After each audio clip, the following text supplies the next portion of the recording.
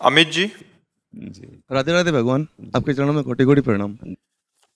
महाराज जी, मेरे बचपन से हमारे घर में मांस पकता था और बचपन से ही मैं भी मांस का सेवन करता, परंतु विगत 1 वर्ष से मुझे आपके श्री वचन सुनने का सौभाग्य प्राप्त हुआ और पिछले 6 महीने से मैंने मांस खाना छोड़ दिया और हमारे घर में भी मांस नहीं बनता। गुरुदेव, आपका सत्संग सुनने के पश्चात अर्थ से भी मोह थोड़ा कम हो रहा है, पर कुछ मित्रों से इस विषय पर चर्चा की तो उन सबका मानना है कि आज के दौर में इस पैसा ही सब कुछ है, और वो तो इस पर स्त्री संबंध को भी गलत नहीं मानते कि सब लोग शादीशुदा हैं। एक हम श्री जी तुम्हें के आशीर्वाद। हाँ सुन, एक हम तुम्हें कथा सुना रहे हैं, फिर इसका उत्तर देंगे हम। ब्रह्मा जी के 4 पुत्र हैं, प्रकट हुए सतयुग, त्रेता, द्वापर और कलयुग। ब्रह्मा जी ने संपूर्ण भुवनों का निर्माण किया है, क्योंकि सृष्टि रचना का कार्य ब्रह्मा जी को है। तो ब्रह्मा जी ने चारों पुत्रों को बुलाया, सतयुग, त्रेता, द्वापर, कलयुग को। सतयुग से कहा, बेटा हमारी आज्ञा है, यद्यपि मैं तुम्हारे स्वभाव को जानता हूँ, तुम अपने राज्य में ऐसा कुछ विधान करना कि हमने नरक बनाया है उसमें भी प्रवेश हो, खाली न रहे। तो उनका पिताजी, ऐसा नहीं हो सकता, हमारे राज्य में कोई नरक नहीं जा सकता। द्वापर से, त्रेता से कहा, त्रेता ने कहा हम अपने बड़े भाई का अनुगमन करेंगे पिताश्री। द्वापर की तरफ देखे, बोले आपको निराश नहीं करेंगे, प्रयास करेंगे। कलयुग से कहा तो कहा, पिताजी जैसे बड़े भाई ने कहा हमारे राज्य में कोई नरक नहीं जाएगा, ऐसे हम आपको वचन देते हैं कि हमारे राज्य में कोई बिरले बच जाए तो स्वर्ग या भगवत प्राप्ति करें, सीधे सबको नरक भेजेंगे। समझ रहे हो ना? हाँ, अब तुम्हारे प्रश्न का उत्तर दे रहे हैं। हम कलयुगी प्राणी केवल इसी की प्रधानता रखते हैं, जहाँ शास्त्र आज्ञा करता है उसको रौंदने वाले इन मूर्ख, जिनकी मूढ़ता बढ़ी हुई है, इन मूर्खों की बातें प्रमाणित थोड़ी हैं। अब इनकी जो दुर्गति होगी वही तो है जो कह रहे नहीं कुछ नहीं, पाप नहीं है, मनोरंजन है। समय आएगा, समय मैं आएगा। कहता हूँ भगवान से डरो, लेकिन हाँ, नहीं किसी को समझाओ मत, आप समझ जाओ प्यारे।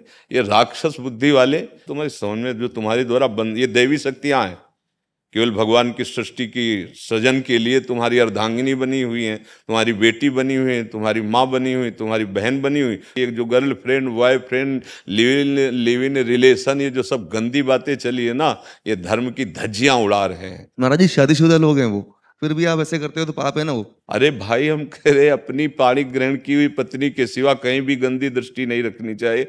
अब क्या है, इन विषयों पर हम नहीं जाना चाहते, हम केवल प्रभु की चर्चा करना चाहते हैं। और हम इसलिए थोड़ा इस विषय पर उतर जाते हैं कि अब आप ही लोग तो प्रभु के मार्ग में चलोगे, तो अगर आप ये बात नहीं समझोगे कि गलत है, निश्चित समझ लो, चाहे स्त्री हो या पुरुष, जो धर्म विरुद्ध आचरण करेगा उसको भोग भोगना ही पड़ेगा, अवश्य में भोक्तव्यम। जितने भी तुम कर्म कर रहे हो ये नष्ट नहीं हो रहे, ये जमा हो रहे हैं। ये तुम्हारे नष्ट करने के लिए अवसर खोज रहे हैं, फिर तुम्हें नष्ट करेंगे। देखो, अनंत जीवों, अनंत योनियों में भटकते हुए आज हमें मनुष्य जन्म मिला है। तो जो हमारे पास कर्म पूंजी जमा है गंदी, उसको आग लगा दे, ना कि और कमाई करके गोदाम भर ले। अब ये मूर्खतावश समझा नहीं जाता ना, इसलिए पहली बात तो तुम्हें धन्यवाद देते हैं कि आप वाणी सुन करके इस गंदे आचरणों का, गंदे आहार का त्याग कर रहे हैं। पर आप ऐसी आशा मत रखें कि आपके उपदेश से आपके मित्र सुधर जाएंगे, वो आपको भी बिगाड़ने की कोशिश करेंगे। तो अपने को सुरक्षित रखने के लिए हाँ, कुसंग का त्याग करो। उनको सुधारने की भावना तब तुम्हारी दृढ़ होगी जब पहले तुम बहुत अच्छे हो जाओ। तुम अच्छे हो जाओगे ना, फिर तुम्हारे आचरण देख। अच्छा, इसमें यह भी बात है, आप अच्छाई पे शुरू हुई हो, पीछे बुराई रही, उसका फल दुख आएगा। तो घबरा के छोड़ मत देना कि जब से अच्छाई में लगे तब से हमारा सब गड़बड़ होना शुरू हो गया। ऐसा मतलब हो सकता है विधान, क्योंकि अब मान लो क्रम सुख का चलता रहा, अब पाप कर्म का क्रम आ गया और आपने अच्छाई शुरू कर दी, अब वो क्रम तो भोगना पड़ेगा। तो आपको लगेगा जिस दिन से हमने सब छोड़ा उसी दिन से मुसीबत में फंस गए। ये माया उल्टी बुद्धि सिखाती है। भैया, ये माता बहनें ऐसे दृष्टि से जो देखता है, हम फिर बार बार कहते हैं, त्रिभुवन में किसी की ताकत नहीं थी कि रावण को हरा सके। केवल यही दिमाग, यही जो तुम दिमाग बोले ना, मनोरंजन है।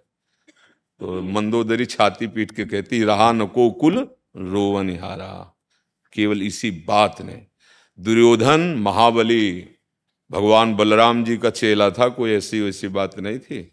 और भगवान व्यास देव जी के द्वारा प्रकट हुए 100 पुत्र थे, लेकिन द्रौपदी पर गंदी नजर, बड़े भाई की पत्नी पर गंदी नजर, तो क्या हो गया?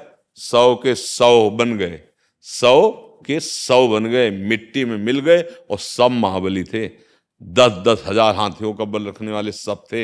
ऐसे कोई साधारण एक हाथी को बस में करके दिखाओ, 10,000 हाथियों का बल रखने वाले, लेकिन एक दोस्त ने मिटिया मेट कर दिया, नहीं कर दिया। तो अब ये जैसे बातुल भूत विवश मतवारे, ते नहीं बोले हैं बचन विचारे, तिन कर कहा सुने। भैया आप खुद देखो, गंदे आचरण करके देखो और अच्छे आचरण करके देखो, बेविचार करके देखो, ब्रह्मचर्य रह के देखो, सात्विक भोजन करके देखो, राक्षसी भोजन, खुद अनुभव करके देखो, भगवान का नाम लेके देखो, और संसार के आचरणों को, गंदे आचरणों करके, चिंता, शोक, भय, आगामी भय की कल्पना, नाना प्रकार के शोक, ये तुम्हारे हृदय को घेर लेंगे। चाहे जितना रुपया जमा कर लो, चाहे जितने तुम बढ़िया मकान बना लो, चाहे जितना भोग सामग्री इकट्ठा कर लो, ये सब बेकार हो जाएगा। एक क्षण में काल एक ऐसा तमाचा मारेगा, सब फैल जाएगा। इसलिए अच्छे आचरण करो, अच्छा भोजन करो, नाम जप करो, गृहस्थी में हो, काम वेद ना आवे। अपनी पत्नी को पाणी ग्रहण जिससे किया, उससे पत्नी को चाहिए कि भगवान ने जब संयोग बनाया तो अपने पति पर ही अपनी वृत्ति सीमित रखे। दोनों धर्म से चलो तो गृहस्थी में रहते हुए, धर्मयुक्त भोगों को भोगते हुए आप भगवान की कृपा पात्र बन जाएंगे। मनुष्य जीवन का केवल इतना ही फल नहीं कि राक्षसों की तरह। इसीलिए अब सही पूछो तो उपदेश देने का समय नहीं रह गया है। भजन करो, अपना काम बना लो, क्योंकि संसार पर ऐसा नहीं है कि सब एक ही तरह के हो। बहुत से भाई लोग ऐसे आके कहते हैं, जैसे आप कह रहे हैं कि हमने शराब छोड़ दिया, गंदे आचरण छोड़ दिए, अब हम नाम जप करें, तो थोड़ा हमारे को तसल्ली मिलती है कि हमारा बोलना, हमारा बैठना, जीवन हमारा सार्थक है। अगर 4 लोग बदल गए तो हमारा जीवन सार्थक। बस इतने के लिए बकाया हिम्मत नहीं रह गई है कि हम उपदेश करें, क्योंकि ऐसी नींव पड़ती चली जा रही है। बोलो, बच्चे बच्चियां ऐसी आदतों में फंसते चले। नई अवस्था जहां स्वास्थ्य बनाने की है, वहां स्वास्थ्य बिगाड़ा जा रहा है। नशा कोई स्वास्थ्य बनाता है क्या? हाँ, गंदी बातें, बेविचार कहीं स्वास्थ्य बनता है क्या? गंदे तुम दृश्य देख रहे हो, गंदे आचरण कर रहे हो। अब आजकल चला है कि जो बड़ा आदमी है, बड़े आदमी को बच्चा है, वो पार्टी में जाए तो बड़ा आदमी, उसको कहा जाता है बड़ी सोसाइटी। और सोसाइटी में क्या हो रहा है? सब घटिया वाली बात हो रही कि नहीं हो रही? शराब पीना, नाचना गाना, इधर उधर छूना, देखना सुनना, गंदे आचरण, यही तो है ना पार्टी। भला ऐसी पार्टी हो कि बढ़िया सुंदर भोग लगाए भगवान को और सब बैठकर नाम कीर्तन कर। अब हम मानेंगे कि हाँ ये बढ़िया पार्टी हुई, 100 लोगों का भोजन बना, ठाकुर जी का भोग लगा, 10-20 ऐसे रोड में जो भूखे बैठे उनको पवा दिया, और आप लोग पाइए और बैठकर कीर्तन कीजिए और आराम से घर जाइए, तो ये हो गई बढ़िया पार्टी। वो पार्टी लद के बेसुध गाड़ी में आ रहे हैं, एक्सीडेंट हो गई पार्टी, खत्म पार्टी। कितने ऐसे घटनाएं हो रही है, देख रहे ना, उठा लेकर को पार्टी और काट कूट पार्टी। अब ये तो तुम समाचार सब सुन ही रहे हो। हमको तो जैसे नए बच्चे जो यहाँ जुड़ते हैं वो जब बता, अब ये स्थिति कि टीचर बैठ करके छात्र के साथ मदिरापान कर रहा है। हमारे पास वो विद्यार्थी जो है तो जैसे बताए, हमको ऐसा कैसे हो सकता है, तो गुरु होते हैं। अरे बोले महाराज जी, अब आपका समय हो, ये टीचर ऐसे मेज में रखी है मदिरा और ऐसे छात्र बैठे, और वही छात्र उनका प्रिय होगा जो लाएगा। हम कहा अब क्या विद्या हो, अध्ययन होगा क्या? तो ये बहुत समय, हम तो ये कहते हैं जो आए हो सत्संग में बड़े कृपा पात्र हो। भगवान, आज के सत्संग में आपने जैसे बताया भगवत प्राप्ति बहुत आसान है, मेरा संकल्प और दृढ़ हो गया है। बिल्कुल, ये देखो, हमें आप लोगों से किसी से कोई प्रलोभन नहीं है। अगर कोई और चाह होती तो हम तुमको सत्य कह रहे हैं, हम जबान नहीं खोलते और एकांत नहीं छोड़ते। एक चाह पैदा हो गई है कि अब हमारा आखिरी समय है, क्योंकि किडनी फेल है, कभी भी ठाकुर जी ट्रांसफर कर सकते हैं।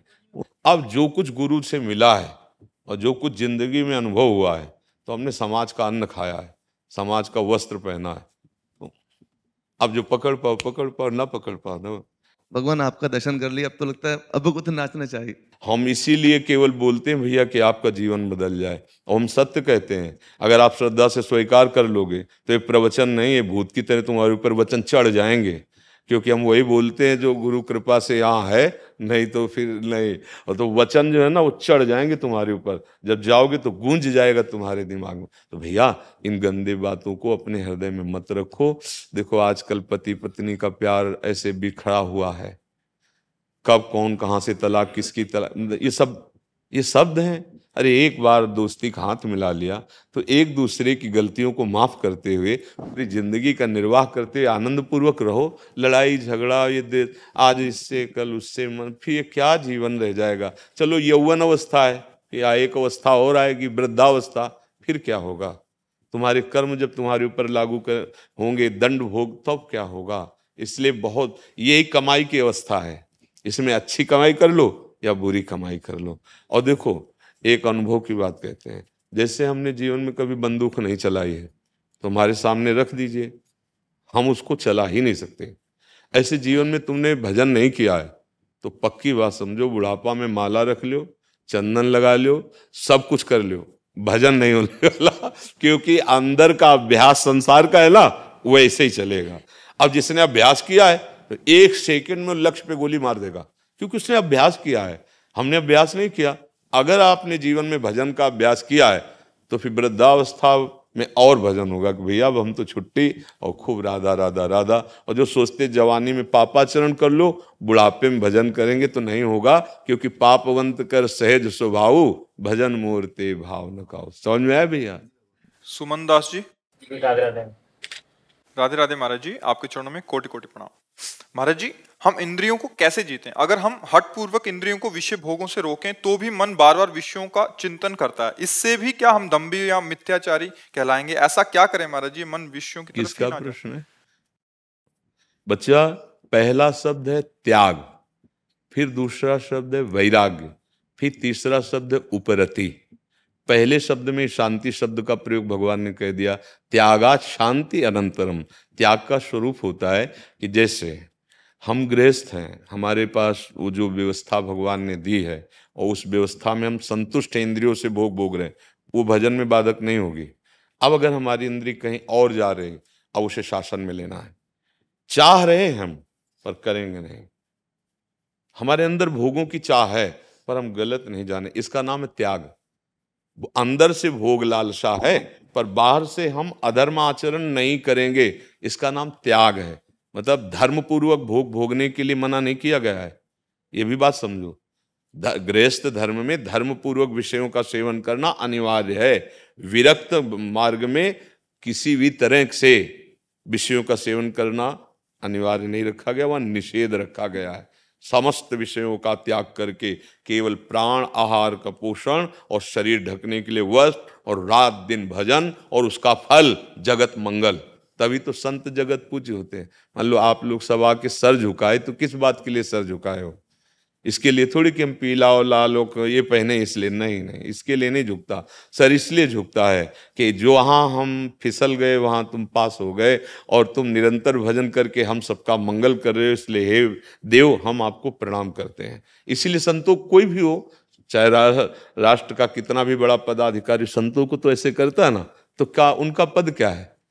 वो तो बड़े पदों में जगत के माननीय पद हैं, लेकिन उनका परम पद है, क्योंकि वो भगवान में निरंतर चित्त लगाए हुए जगत मंगल करते रहते हैं। तो हमारी इंद्रियां तभी कब्जे में होंगी, पहले उनका हम क्रम समझें। बुद्धि सबसे श्रेष्ठ है, उसके नीचे मन है, मन के नीचे इंद्रियां हैं। पर उल्टा हमारा हो गया कि बलवान सबसे ज्यादा विषय हो गया, विषयों ने इंद्रियों को आकर्षित कर लिया, इंद्री ने मन को अधीन कर लिया और मन ने बुद्धि को अधीन कर लिया और हमारी दुर्दशा प्रारंभ हो गई। अब पहला काम होना चाहिए बुद्धि का शुद्ध होना। बुद्धि शुद्ध हो जाने का मतलब होता है विवेक। विवेक होता है सत्संग से, सत्संग मिलता है भगवान की कृपा से। बिन सत्संग विवेक न होई और राम कृपा बिन सुलभ न सोई। तो हमें तो लगता है कि अगर सत्संग मिल गया तो मानो भगवान की कृपा हो गई। अब बुद्धि शुद्ध होने लगी। अब मन जो इंद्रियों के अधीन होकर विषयों में गलत जा रहा है उसको हमने रोक दिया। यद्यपि हृदय में चाह है, नहीं भोगेंगे, इसका नाम त्याग। थोड़े दिनों के बाद वो जलन शांत हो जाएगी। जैसे इसका अनुभव है, एक बार आया 100%, और आपने कोई भी स्वागत सम्मान उसका नहीं किया, आप अपने भजन में लगे हुए हैं। अब भारी जलन, भारी विक्षेप, अगली बार आएगा 90%, फिर उतरता चला जाएगा 88, 87, 86। जैसा भजन बढ़ रहा है, अगर आपने संयोग कर दिया तो 100 की जगह वो शास्त्र हो जाएगा, फैल जाएगा पूरे हृदय में। और ये मनुष्य की बुद्धि निर्णय गलत देती है, यार जलन हो रही है, अगर हम ये चीज खा लेते हैं, भोग लेते हैं तो शांति मिल जाएगी। और भगवान कह रहे त्यागात शांति अनंतरम, और हमारी बुद्धि हमको सिखाती है भोगात शांति अनंतरम। तो वो दम्भ नहीं कहा जाता, वो त्याग कहा जाता है। दम्भ उसे कहा जाता है कि बाहर से किसी ने हमको रोटी दाल सब्जी, हम तो फलाहार करते हैं और एकांत में जाके कचौड़ी पकौड़ी और समोसा और चख पाए, हम तो केवल दूध का, उसे कहते हैं दम। समझो, उसे कहते हैं दम, कि बाहर से यार कुछ और है, अंदर से तुम्हारे कुछ और। इसे दम्भ नहीं कहते, इसे त्याग कहते। उसने प्रथम सीढ़ी पे पैर जमाया कि भोग की इच्छा है पर मैं अधर्म आचरण के भोग नहीं भोगूंगा। अब इसके ऊपर आगे जब उसकी वृत्ति भजन के प्रभाव से बढ़ी तो उसे कहते हैं वैराग्य। अब भोग सामग्री नजदीक है, सुविधा भी है कि बिल्कुल भोग लो, पर वो राग रहित है, अंदर से इच्छा नहीं है भोगने की, उसे वैराग्य। और उपरति, ये भोग सामग्री, इसकी स्मृति भी खत्म हो गई, उसे उपरति को प्राप्त हुआ महात्मा भगवत साक्षात्कार के योग्य होता है। तो समझ रहे ना, उसे दम्भ नहीं कहते, और रोकना ही चाहिए। और जिन्होंने नहीं रोका तो जेलें भरी हैं, अस्पताल भरे, उन्हीं पाप कर्मों का फल भोग रहे हैं, और नरक भरे हैं। जैसे लोग अभी एक 24 बताए थे दोष की, ये 24 दोष जिसके अंदर होंगे निश्चित उसकी दुर्गति होगी। तो किसी ने कहा ये दोष तो सब में पाए जाते हैं, फिर सबकी दुर्गति होगी। अब कानून तो कानून है ना, अगर आप ऐसा करोगे तो ऐसा भोगना होगा। तो फिर कैसे बचे? हरिश शरणम, आओ भगवान की शरण में आओ। वो कह रहे हैं अहम त्वाम सर्व, सर्व, सर्व शब्द की तरफ ध्यान दीजिए। एक दो दोष की, एक दो पाप की नहीं, सर्व पापेभ्यो मोक्षयिष्यामि मांस। आओ भगवान की शरण। अब भगवान की शरण में ना हो, मनमानी आचरण करो, चाहो कि स्वर्ग से विमान आवे या वैकुंठ से आवे, तो फिर स्वप्न ही देख लो, आएगा नहीं। आएगा तभी जब आप अच्छे आचरण भजन करोगे। अच्छा बताओ, केवल आप ये सोच लो कि मैं तो आर्मी का कमांडो बन जाऊंगा, बन जाओगे कमांडो? आपको दौड़ भाग, उतना फिट होना, पढ़ाई लिखाई, उसकी जानकारी, पहले आर्मी के जवान बनो, फिर उनमें छाटे जाओगे, फिर कमांडो बनने का अधिकार होगा कि नहीं होगा? ऐसे ही परम पद ऐसे ऐसे सहज में इसलिए नहीं परम पद मिल पाता, जैसे जिसे भगवत प्राप्ति कहते कि हम संसार के दुर्गुण छोड़ नहीं पाते। हमारे शब्दों में समझ लो, भगवत प्राप्ति जैसा सरल कोई और कुछ है ही नहीं। कठिन काम है संसार की गलतियों को छोड़ना, इसीलिए कह दिया, उल्टा उसको कह दिया गया। जैसे देखो, अच्छी वस्तु को पाने के लिए यदि दुर्लभ बता दोगे तो सब निराश हो जाएंगे। गंदी वस्तु का, अब मुंह में आपके भरी हुई तमाकू, अब हम आपको मिश्री दे रहे हैं, तो आपको मिश्री का स्वाद मिलेगा क्या? पहले तमाकू थूको और कुछ मिनट तक खाली रहने दो, फिर जो मिश्री रखोगे तो स्वाद तुम्हें मिल जाएगा। तो पहले ये गंदी बातें, गंदे आचरण, अब ये छोड़ नहीं पाते, बोले भगवत प्राप्ति बड़ी दुर्लभ। अरे यार, भगवत प्राप्ति काहे दुर्लभ? हम उनके अंश हैं, वो हमारे बाप हैं, बाप की प्रॉपर्टी दुर्लभ है बेटे को प्राप्त होने के लिए।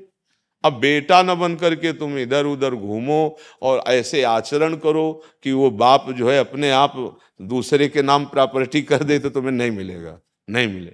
तो हमारे प्रभु की आज्ञा को उल्लंघन कर रहे हो, गीता भगवान की साक्षात वाणी है, आज्ञा को उल्लंघन कर रहे हो, मनमानी आचरण कर रहे हो, और माया के सब जितने पार्षद काम क्रोध लोभ मोह मद, इनसे तुमने मित्रता कर ली। तो भगवान फिर कह रहे कि अब भाई काट, अब तुम हमारी इस, हाँ उद्देश्य छोड़ के आ जाए, अगर वो आ जाए, उस समय भी आ जाए कि, तो भगवान कहते फिर मैं जिम्मेवारी ले लूं कि पुत्र तो है ही है ना, वो तो केवल धमकी दी जा रही थी, और अगर वो लौट गलती पड़ी तो फिर उसका हृदय तत्काल। तो इसीलिए चाहे जितना पापात्मा जी हो, यदि भगवान की शरण में आ जाए तो भगवान उसको निश्चित परम पद दे दे। भगवत प्राप्ति दुर्लभ नहीं है, कठिन है माया के इन दोषों को त्यागना।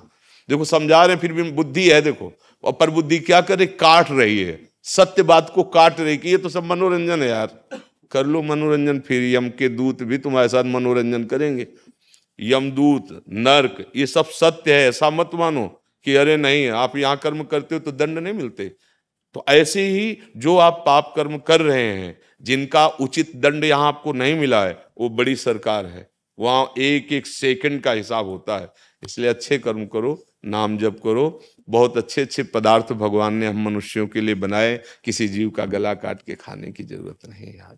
बहुत अच्छे अच्छे स्वास्थ्यवर्धक पदार्थ है, पाओ, जीवों को पवाओ, पशु पक्षियों की सेवा करो। कितना, कौन इतना हमें बलवान दिखाई दे रहा है? तो काम को पछाड़ के दिखा दो तो तुम्हें बहादुर मान ले।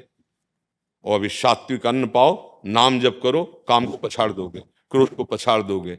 बाहर शरीरों को पटक देना कोई बड़ी बात होती है क्या? बहादुर तो तब माने जब तुम्हारे कोई थप्पड़ मारे तुम मुस्कुरा दो, मतलब क्रोध को जीत लिया तुमने, काम को जीत लिया तुमने, अभिमान को जीत लिया तुमने। इसे बल कहते हैं। ये कोई बल है एक दूसरे को। चंद्रशेखर जी महाराष्ट्र से।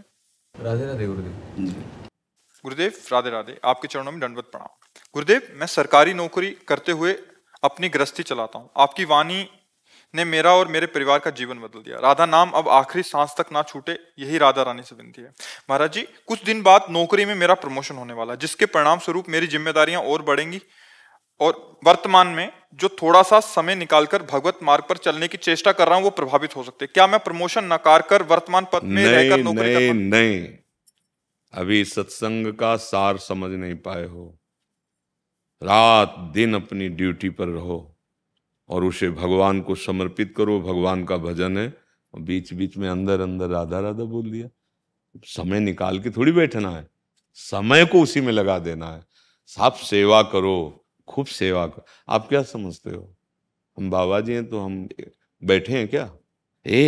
शरीर को खूब सेवा में लगाओ, पर किसके लिए कर रहे हैं? किसके लिए कर रहे हैं? अपने प्रभु के लिए कर रहे हैं। तो आपके लिए, आप मान लो आए, आपसे हम बात कर रहे हैं, आपको डांट रहे हैं, आपको दुलार कर रहे हैं, तो हम यही मान के तो कह रहे हैं आप हमारे हो, हमारे प्रभु के हो। इसलिए तो आपकी पत्नी, आपका पुत्र, आपका परिवार, वो भगवान की ही तो सेवा बनी। और आप जिस पद पर हो उस पद पे ईमानदारी से खूब कर्मठ हो करके वो भगवान की पूजा हो जाएगी। और बीच बीच में नाम जप करते रहो, निश्चित इससे मंगल हो जाएगा। ये थोड़ी हो कि हम छोड़ छाड़ करके और ऐसे बैठने से काम नहीं चलता। जब तक जान है, हम बोल पाएंगे, चल पाएंगे, तब तक समाज सेवा करेंगे। हमारा धर्म है, हमारा जीवन है। जैसे आप बोले ना कि हमारा जीवन, तो हमारी छाती ठंडी हुई कि हमारा बोलना सार्थक, हमारा जीना सार्थक, तुम्हारे काम आ गई बात हमारी, तुम्हारा जीवन सुखमय हो जाए, तुम्हारा मंगलमय जीवन हो जाए, ये हमारा जीवन सार्थक हो गया। तो इसमें तो घबराना नहीं है। कितना भी काम हो वो सब भगवान को समर्पित कर दो। ये तो सर्वाणि कर्माणि मयि सन्न्यस्य मत्पराहा। भगवान कह रहे जितने भी कर्म हैं ये तो सर्वाणि, ऐसा नहीं लिखा कि आप यज्ञानि, आप ये शब्द क्या है? ये तो सर्वाणि, सर्वाणि में सब काम आ गए ना, सब सृष्टि के भगवान के कार्य। ये तो सर्वाणि कर्माणि मयि सन्न्यस्य मत्पराहा, मेरे को समर्पित कर दो, मेरे परायण हो जाओ और मेरा जितना बने स्मरण कर लो। इसी से भगवत प्राप्ति हो जाएगी। भगवत प्राप्ति बहुत सरल है। जिन लोगों को लगता है भगवत प्राप्ति कठिन है, उनकी बातें मत सुनना। कठिन है संसार से आसक्ति हटा पाना, भगवान का मिलना कठिन नहीं। गंदी बातें छोड़ना कठिन है, भगवान का मिलना कठिन नहीं। एक बार सब गंदे आचरण छोड़ करके थोड़े दिन नाम जप करो, और अगर रोना आ गया, रुदु सुस्वरम राजन कृष्ण दर्शन लालसा, तो यहीं पैदा है, यहीं प्रेम जहाँ प्रकट हुआ था, यहीं भय प्रकट कृपाला दीन, यहीं नारायण या गौर श्याम को हृदय निकुंज बसई। भगवान दूर नहीं है, दूरी हमें अनुभव करा रहा है संसार का राग, गलत आचरण, गंदी बातें, गंदा चिंतन, ये हमें भगवान से दूर करा। देखो हम तो पहली बार आपको देख रहे हैं, लेकिन आपका हमारे प्रति भाव हुआ तो परिवर्तन हुआ कि नहीं हुआ? तो आपने देखा, हम तो आज आपको देख रहे हैं, लेकिन आपने पहले से हमारी बात मान ली तो आपको लाभ मिला कि नहीं मिला? तो अगर हम भगवान को मान लेते हैं, हम तो अल्पज्ञ जीव हैं, जब सामने आए तब हम आपको जान रहे, लेकिन भगवान तो वहीं जान रहे हैं जहां आप सुमिरन कर रहे हो। फिर आपको जो काम दिया है, जो सेवा दी, उसे भगवान की मान रहे हो, तो भगवान मान रहे हैं ना कि मेरी सेवा कर रहा है। देखो अब जैसे यहाँ सेवा है, एक आदमी यहाँ ये खड़े हैं, एक आदमी गेट में खड़ा है, एक आदमी दूर सोहनी लगा रहा है, और एक आदमी 1000 कोस दूर बैठकर हमारी बात मान रहा है। सबको बराबर लाभ मिलेगा? उसमें ये नहीं कि हमारे पास खड़े हैं तो इनको ज्यादा मिलेगा, उसको थोड़ा उससे कम मिलेगा, वो दूर है तो उसको, ऐसा नहीं। देखो हुआ ना आपको लाभ, हमारे पास है, हमारी बात नहीं मानेगा तो यहाँ पास बैठे भी उसे कोई लाभ नहीं मिलेगा, पक्की बात। तो आप जो भी कार्य मिले ईमानदारी से करो और नाम जप करो भगवान का जितना बन सके, और अपने समय को भगवान को देते रहो। बिल्कुल सरल उपाय बता रहे हैं। जैसे आप 8 बजे से ड्यूटी में लग गए और रात के 10 बजे तक लगे, और आप जितनी बार स्मरण कर पाए नहीं, बाद में प्रणाम किया, और 8 बजे से रात्रि के 10 बजे तक के समय को इकट्ठा, हे करुणा निधान प्रभु आपके चरणों में समर्पित करते हैं। पूरा समय समर्पित हो गया, उसमें जो त्रुटि हुई वो क्षमा हो गई, और वो तुम्हारी भगवत प्राप्ति का हेतु बन गया। इसे कहते कर्म समर्पण योग।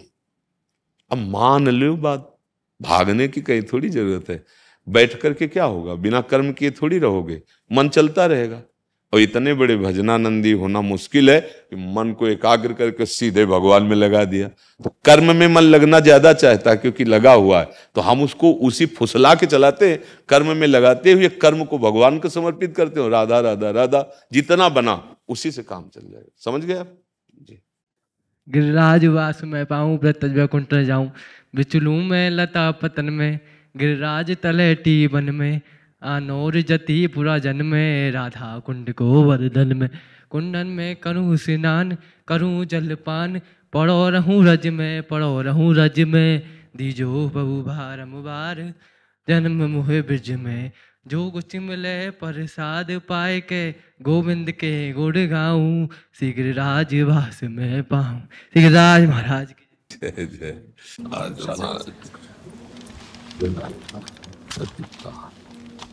हो भाग्य हो भाग्य, सब अंदर करके अंदर करके। महाराज जी ये सब रमण रेती में अपने उदासीन काशनी आश्रम में सब पढ़ते हैं बालक, अंदर रोज आपके सत्संग सुनते हैं, अंदर आकर बैठ। और आप हमारा तो कोई बल नहीं है, सतगुरुदेव भगवान कहे हैं इन लोगों को संभालो।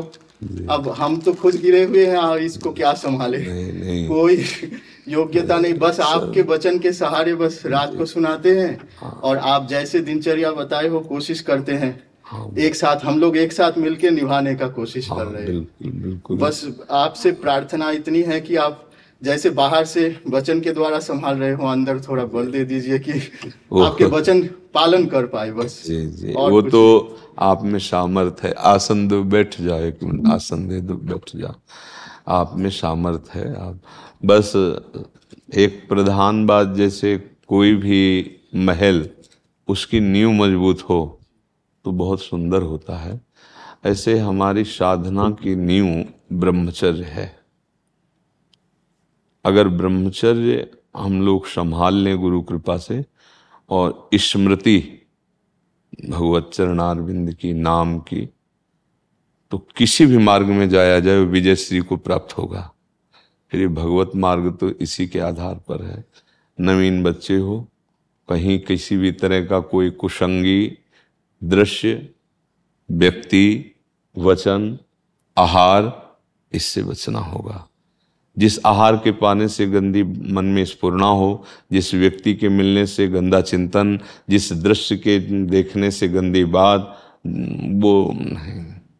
क्योंकि जैसे आप रह रहे हो, ये बहुत पूर्व से हमारी परंपरा रही है।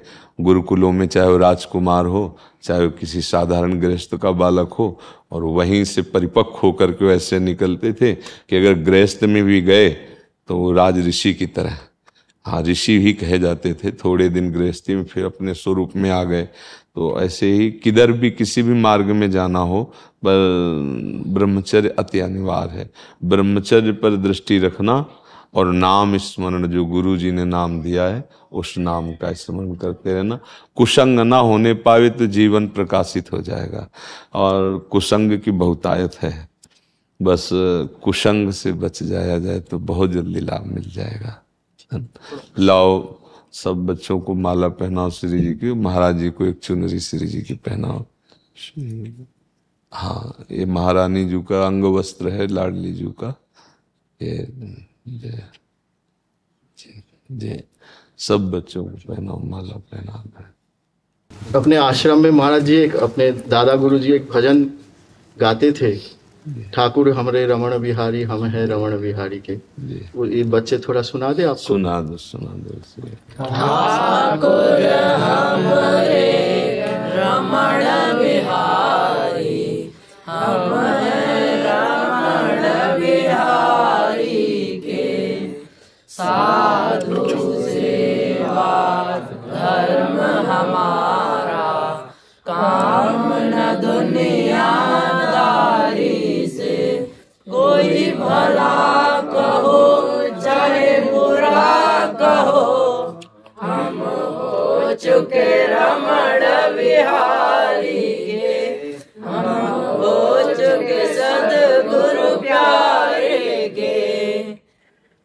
बहुत सुंदर बहुत सुंदर बहुत सुंदर। आप कृपा बनाए रखिए कि हम लोग आपके वचन पर चल पाए बस। जी जी और कुछ जी, नहीं। लाडली लाल बेटी आपकी। महर्षि, आप एक पंजाबी गानों गाते हैं, पंजाबी, उसमें 2 लाइनें राधा नाम की सुनाना चाहते थे, बहुत रिक्वेस्ट कर रहे थे। आपके आशीर्वाद से मैं पंजाबी गाने गाती हूँ, पंजाबी पिक्चरों में आपके आशीर्वाद पे, राधा रानी के आशीर्वाद पे। राधा राधा राधा श्री राधा श्री राधा, राधा राधा राधा श्री राधा श्री राधा, राधा श्री राधा, राधा श्री राधा, राधा श्री राधा, राधा श्री राधा, राधा श्री राधा, राधा राधा श्री राधा श्री राधा, राधा राधा राधा श्री राधा श्री बहुत सुंदर। अब आप जो पंजाबी गाने में अगर किसी महापुरुष के पद याद, जैसे बुल्ले शाह या किसी महापुरुष, एक सुना दो। बहुत सुंदर स्वर है आप लोगों का, सुनो एक, सुनो 2 मिनट में, हाँ सुनाओ। जो आपको के पर किसी महापुरुषों की वाणी से जुड़ा हुआ हो, लौकिक एकदम हमारे आगे नहीं चलेगा। आपको कहते हैं कोई पद ऐसे? एक लाइन। हाँ एक लाइन। मैं लजपाला दे लड़ लगियां, मैं लजपाला दे लड़ लगियां, मेरे तो गम परे रहंदे। मैं लजपाला दे लड़ लगियां, मैं लजपाला दे लड़ लगियां, मेरे तो गम परे रहंदे। मैं लजपाला दे लड़ लगियां, मेरे तो गम परे रहंदे। मैं लजपाला दे लड़ लगियां, मेरे तो गम परे रहंदे। मेरी आसां उम्मीदां दे, मेरी आसां उम्मीदां दे, सदा बूटे हरे रहंदे। मैं लजपाला दे लड़ लगियां, मेरे तो गम परे रहंदे। बहुत सुंदर भगवान ने आपको वाणी दी है, बहुत सुंदर। एक लाइन आप कहें तो एक बार सुनो। हाँ सुना दीजिए। राधा के प्यारे, राधा के प्यारे, मीरा के शाम, मीरा के शाम, आ जाओ मेरे भी कभी कोई काम, आ जाओ मेरे भी कभी कोई काम। राधा के प्यारे, सगरे जगत के पालनहारे, सगरे जगत के पालनहारे, हमरी नैया तुमरे सहारे, हमरी नैया तुमरे सहारे। अब तुम ही लगाओ बेड़ा पार, अब तुम ही लगाओ बेड़ा पार। राधा के प्यारे, राधा के प्यारे,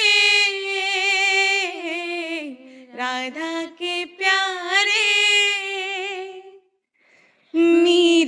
के श्याम, मीरा के श्याम, आ जाओ मेरे भी कभी कोई काम, आ जाओ मेरे भी कभी कोई काम। आपसे मिलने की बड़ी इच्छा, मतलब दिल से इच्छा थी कि हम आपसे मिलें। हाँ, श्री जी की कृपा से इसे आपका आशीर्वाद। बस, हाँ, बस नाम जप करते रहना। हाँ, बहुत अच्छे।